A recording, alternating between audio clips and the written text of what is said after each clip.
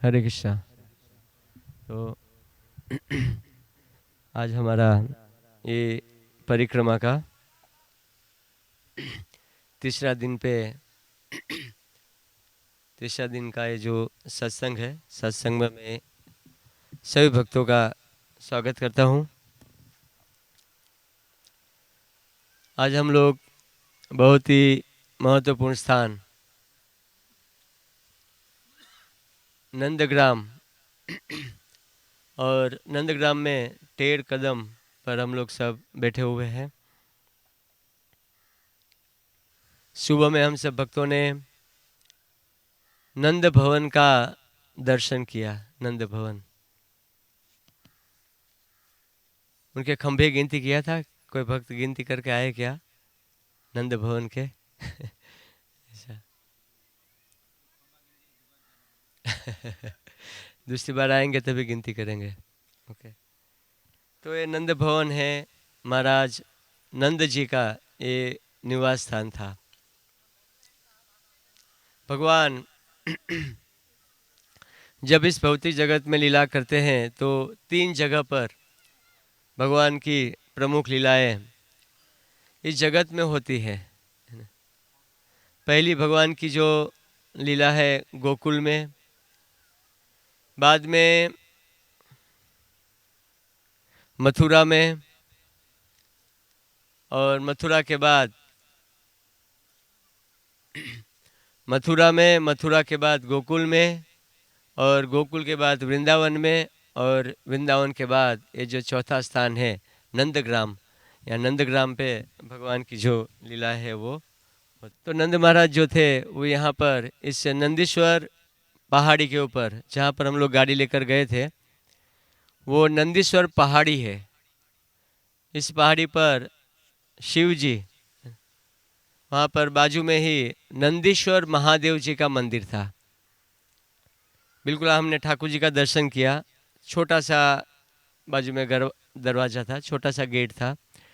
नंदीश्वर महादेव, ऐसा कहा जाता है कि यहाँ पर जब असुरों का आतंक था इस भौतिक जगत में, तो उसी समय पर जैसे नंद महाराज, ग्वाल बाल गोपियाँ और भगवान कृष्ण की रक्षा के लिए गोकुल को छोड़कर वृंदावन होकर इसी नंदग्राम में आकर वो रहे थे। भगवान का ये जो है ये निवास स्थान है, इसी नंदग्राम में भगवान यहाँ पर रहते थे। और बहुत सारी लीलाएं जो है भगवान की यहाँ पर नंदग्राम में हुई है। जब भगवान यहाँ पर नंदग्राम में थे तो एक समय की बात है कि शिव जी जो थे वो भगवान को मिलने के लिए आए। भगवान बिल्कुल छोटे थे और शिव जी की इच्छा हुई कि मैं कृष्ण का जो है दर्शन करूं। कृष्ण को देखने के लिए आए थे।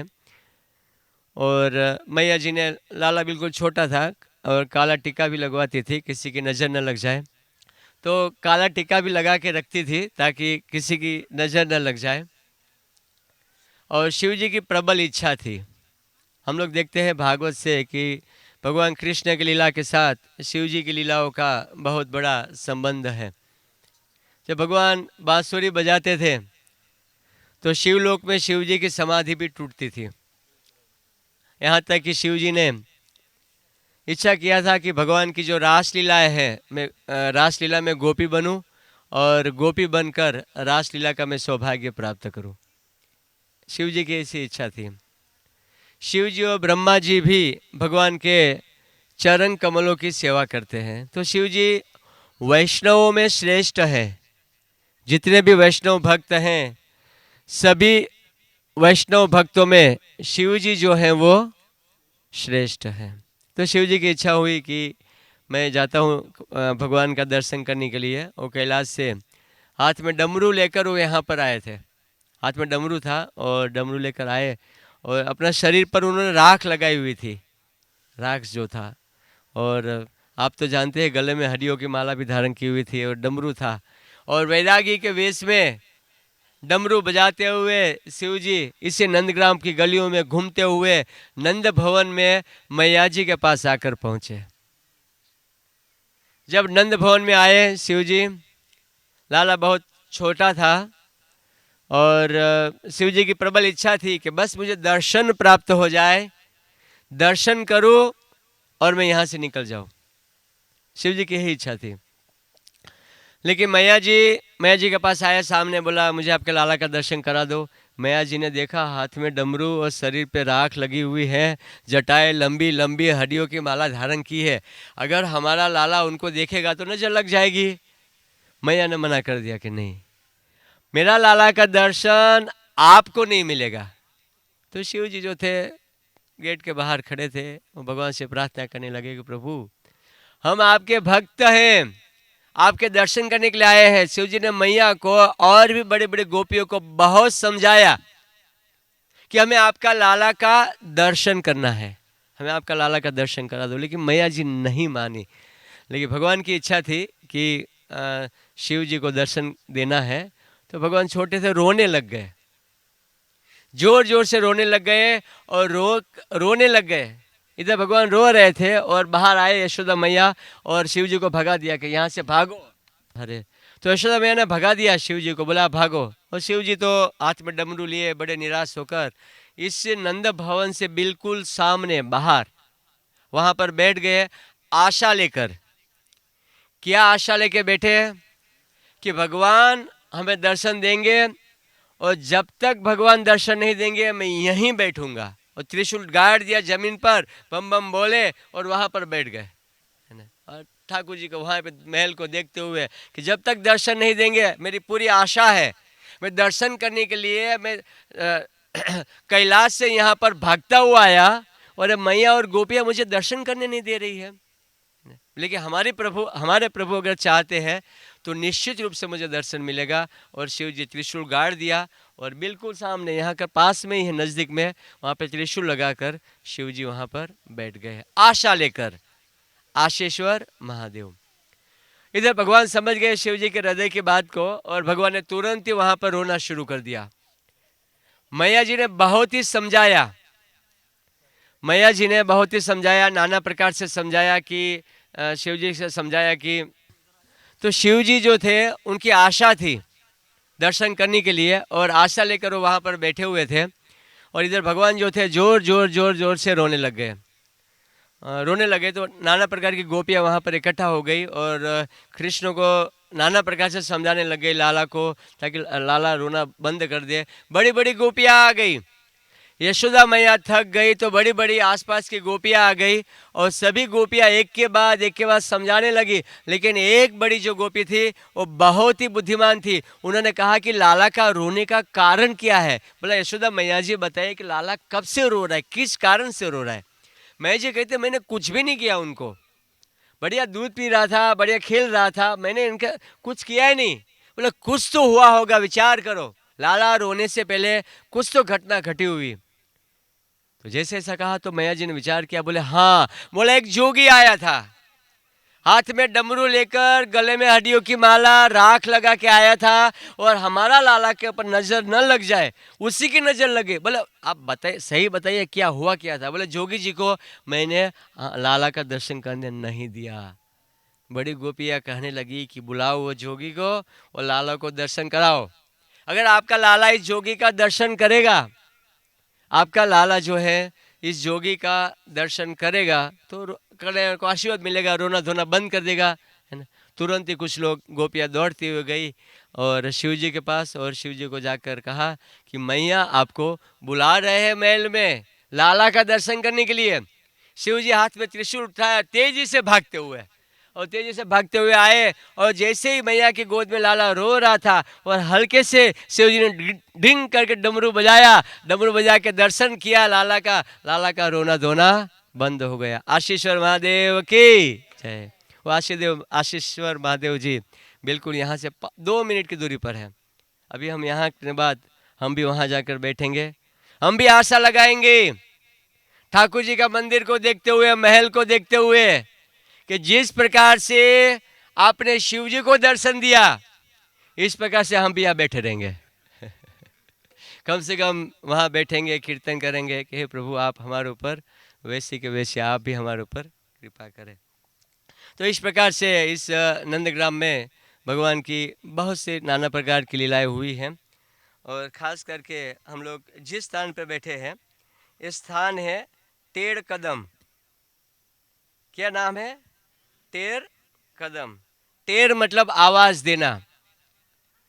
सब लोग ने मंदिर में दर्शन किए? हाँ, बिल्कुल। वहाँ पर मंदिर में दर्शन करने जाएंगे, मंदिर के पास ही कदम्ब का वृक्ष है वहाँ पर। और आसपास का जो गांव है, बिल्कुल यहाँ आगे जाएंगे तो जावट है, कुछ ज़्यादा दूरी पर नहीं है। आसपास के गांव जो है वो नाना प्रकार की सखियों का, ये जावट जो श्रीमती राधा रानी का ससुराल है। ललिता और अपना जटिला कुटिला वहाँ पर रहती थी जावट में। इससे आगे जाएंगे तो कोकिला वन है। तो भगवान ने यहाँ पर इसी कदम के वृक्ष के ऊपर भगवान टेर लगाते थे। क्या लगाते थे? टेर। टेर मतलब आवाज। जब भगवान अपने सखाओं के साथ, ग्वाल बालों के साथ जब यहाँ पर गाय चराने के लिए आते थे, तो इसी कदम के वृक्ष, आज से 5200 साल पुराना वही वृक्ष है ये टेढ़ कदम। ऐसा नहीं कि वो कदम, और भी बाद में बहुत सारे साधु संत आए, उन्होंने नाना प्रकार के कदम के वृक्ष को यहाँ पर रोपण किया, लेकिन ये जो वृक्ष है, इसी वृक्ष की डाली के ऊपर भगवान चढ़ जाते थे। जब संध्या होती थी सुबह के समय पर भगवान गाय लेकर यहाँ पर आते थे, और आने के बाद गायें पूरा ब्रज में घूमती रहती थी, और भगवान इसी टेढ़ कदम पर ऊपर चढ़ के या नीचे बांसुरी बजाते हुए अपने सखाओं के साथ, ग्वाल बालों के साथ नाना प्रकार के भगवान यहाँ पर लीलाएं करते थे। और जब गायें सब इकट्ठा हो जाती थी तो वापिस टेढ़ वृक्ष के ऊपर चढ़ते, वापिस इस वृक्ष के ऊपर चढ़ते थे। श्यामली, धोली, पीताम्बरी, कहाँ हो? सब लोग आ गए, कौन बाकी है? अभी हम लोग कहते हैं ना, आइए सब, बैठिए बैठिए बैठिए। भगवान वैसे गायों को बुलाते थे अभी हम लोग को सबको जल्दी लीजिए, जल्दी कीजिए, लेकिन भगवान जोर जोर से चिल्लाते थे, सभी गायों का नाम देते हुए, कालिंदी आओ जल्दी, संध्या हो गई है, घर जाना है। और जैसे भगवान टेढ़ वृक्ष के कदम वृक्ष के ऊपर चढ़ के टेढ़ लगाते थे, आवाज लगाते थे, सारी गायें दौड़ते हुए, आवाज करते हुए चारों तरफ, यहाँ हजारों की संख्या में गाय यहाँ पर घिर जाती थी। और भगवान सारी गायों को एक एक करके, जहाँ पे हमने प्रसाद खाया, ऊपर दंड भवन में दर्शन करने गए थे, वहाँ पे नंद महाराज की गौशाला, और इसी गौशाला में भगवान जो थे वो सारी गायों को लेकर जाते थे। कहने का तात्पर्य, जो वृक्ष है टेढ़ कदम है, कदम टेढ़ मतलब कदम के वृक्ष के ऊपर भगवान कृष्ण आवाजें लगाते थे। ज़्यादातर इस एरिया में आते थे गाय चराने के लिए, तो भगवान का यही कार्य था कि इसके ऊपर बैठ के और टेढ़ लगाना, आवाज़ लगाना, ग्वाल बाल को बुलाना, ऊपर ऊपर की डाली पर चढ़ जाते थे और ज़ोर ज़ोर से भगवान आवाज़ लगाते थे। एक समय की बात है कि भगवान